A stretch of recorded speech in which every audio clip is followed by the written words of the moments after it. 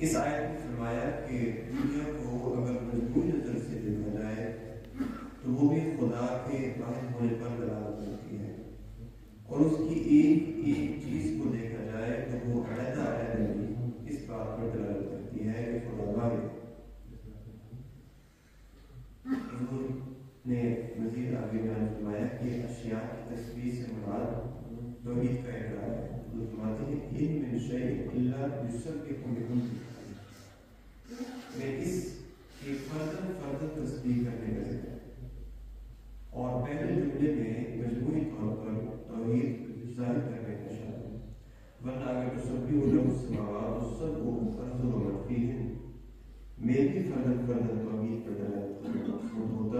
تو بعد میں یہ جملہ نہ ہوتا. بس اس جملے کا بات بیان کرنا ہوتا ہے کہ پہلے جملے میں دنیا کی تمام چیزوں کا مجموعی طور پر توحید ثابت کرنا ظاہر کیا گیا ہے، اور دوسرے جملے میں دنیا کی ہر ایک چیز کا علیحدہ علیحدہ توحید کی دلیل کو بتایا گیا ہے. دنیا کی اشیاء کو دیکھ لو، ایک دوسرے سے کیسی وابستہ ہے. بعض چیزیں آپس میں ہزاروں لاکھوں کروڑوں میل پر ہوتی ہیں، لیکن سب کا وجود ایک دوسرے سے وابستہ ہوتا ہے اور سب آپس میں ایک نظام میں منسلک ہوتے ہیں. بس ان کا ایک ہی قانون سے وابستہ ہونا ظاہر کرتا ہے کہ دنیا میں کوئی دوسرا قانون نہیں، ورنہ ضرور خلل ہوتا. اور جب دوسرا قانون ہی نہیں تو دوسرے مقلد کا وجود کس طرح ممکن ہوگا. دنیا کی سب چیزیں فقط تصدیق کرتی ہیں. اس طرح کے ہر چیز میں خدا کی صفات کی جھلک ہے. خدا کی ستاری، وفاری، اس کی خلق، اس کی ملک وغیرہ تمام صفات ہر ایک چیز میں پائی جاتی ہے. یعنی وہ چیز ان باتوں پر عمل کرتی ہوئی نظر آتی ہے. دنیا کا کوئی زجر ملے گا اس میں یہ سب صفات کام کرتی نظر آئے. بس جب ہر چیز خدا واحد کی صفات کو ظاہر کر رہی ہے تو اسے کسی اور خدا کی طرف کس طرح منسوخ کیا جا سکتا ہے.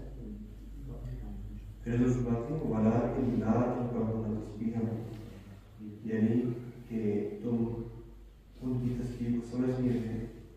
اس سے کیا مراد ہے؟ فرماتے ہیں اس آیت سے بعض لوگوں نے یہ مراد لی ہے کہ ان کی علیحدہ علیحدہ بولیاں ہیں جو سمجھ میں نہیں ہے.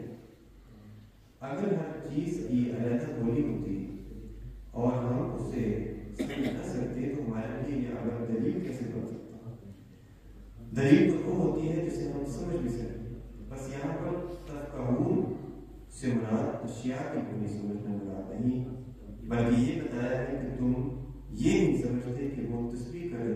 انہ کان علیم غفورا، وہ علیم غفور ہے. اس میں اس طرح اشارہ کیا ہے کہ اس کے علم کی وجہ سے تم بجائے فائدہ اٹھانے کے لیے شرارتوں میں بڑھ رہے ہیں. کیا تم خیال نہیں کرتے کہ ایسے نظام اور دلائل کے ہوتے ہوئے تمہارا ان سے فائدہ نہ اٹھانا بلکہ شرارتوں میں بڑھتے جا رہے ہیں اور فوراً نہ پکڑے لینا خدا تعالیٰ کے علم کی وجہ سے ہی ہے. بس شرافت کا جذبہ ظاہر کرو اور اللہ تعالیٰ کے پاس علم کی قدر کرو. اللہم صلی اللہ علیہ وسلم.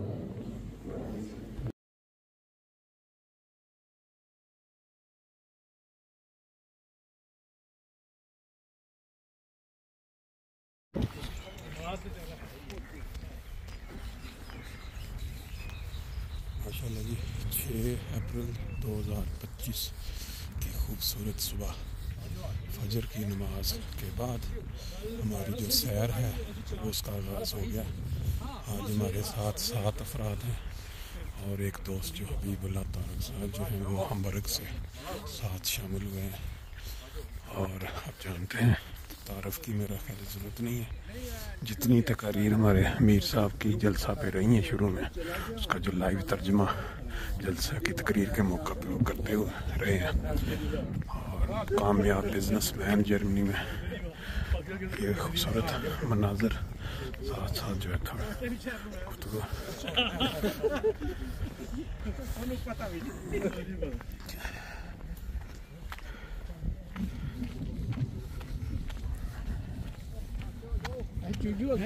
کٹھے ہو جاؤ لو جی اپنا ہی بندہ جڑا سویرے سویرے مار. اچھا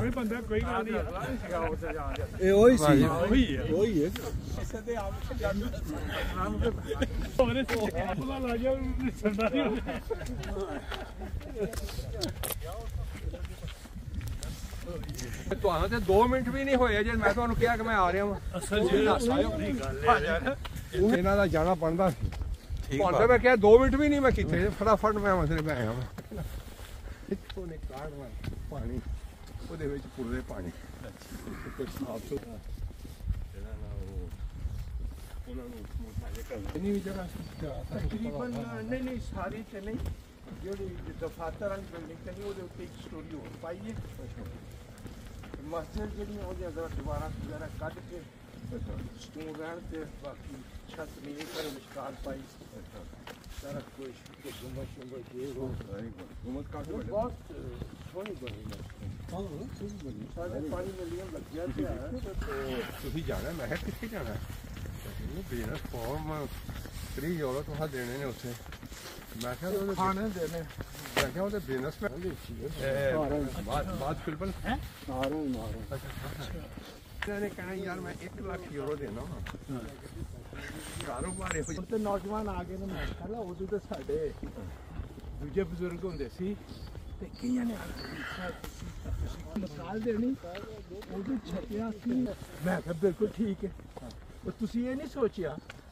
ਕਿ ਜਦੋਂ ਉਹਨੇ ਸ਼ੁਰੂ ਕੀਤਾ ਉਹਦੀ ਉਮਰ ਕੀ ਸੀ ਉਹ 12 ਸਾਲ ਦਾ ਸੀ ਉਹਨੂੰ ਕਿਸੇ ਪੈਸੇ ਦੀ ਲੋੜ ਨਹੀਂ ਸੀ ਉਹਨੂੰ 10 ਪੈਸੇ ਬਚ ਜਾਂਦੇ ਸੀ ਨਾ ਉਹਨੇ 20 ਮਤਲਬ 16 ਸਾਲ ਦੀ ਉਮਰ ਤੱਕ ਉਹਨੇ ਇਸੇ ਤਰ੍ਹਾਂ ਕੀਤੇ ਨੇ 16 ਸਾਲ ਉਹਨੂੰ ਦਾ ਕੋਈ ਖਬਰ ਅਗਰ ਤੁਹਾਨੂੰ ਕਿਤੇ ਕੰਮ ਕਰਨਾ ਚਾਹਣਾ ਇੱਥੇ ਉਹ ਬੜਾ ਜ਼ਾਲਮ ਸੀ ਕਹਿੰਦਾ ਉਹ ਲੋੜ ਪੈ ਗਈ ਔਰ ਉਹਨੂੰ ਹਬੀਬੁੱਲਾ ਸ਼ਾਹ ਸਾਹਿਬ ਦੇ ਜ਼ਮਾਨੇ ਦੇ ਵਿੱਚ ਉਹ ਜੇਲ੍ਹ ਚ ਮੇਰੇ ਕੋਲ ਮਹਿਮਾਨ ਆਉਂਦੇ ਸਨ ਕਿ ਉਹ ਜਦੋਂ ਜਾਣ ਲੱਗਦੇ ਹਨ ਮੈਂ ਉਹਦਾ ਸਮਾਨ ਚ ਪਾ ਛੱਡਦਾ ਹਾਂ ਜਾਣ ਤੇ ਜੀ ਮੈਂ ਫਲਾ ਹੋਟਲ ਚ ਠਹਿ ਰਿਹਾ ਉਹ ਟਾਂਗੇ ਤੇ ਸੁਣੇ ਬਹੁਤੇ ਜਾਂਦੇ ਨੇ ਸਗੋਂ ਬਾਹਰ ਬਹੁਤੀ ਛੇਲੋਂ ਆਉਂਦੇ ਨੇ ਤੇ ਫਿਰ ਬੜੇ ਕਰਾਉਂਦੇ ਆ ਇਹ ਕਰਦੇ ਕੀ ਨੇ ਬੁੱਥੇ ਨੂੰ ਵਿੱਚੋਂ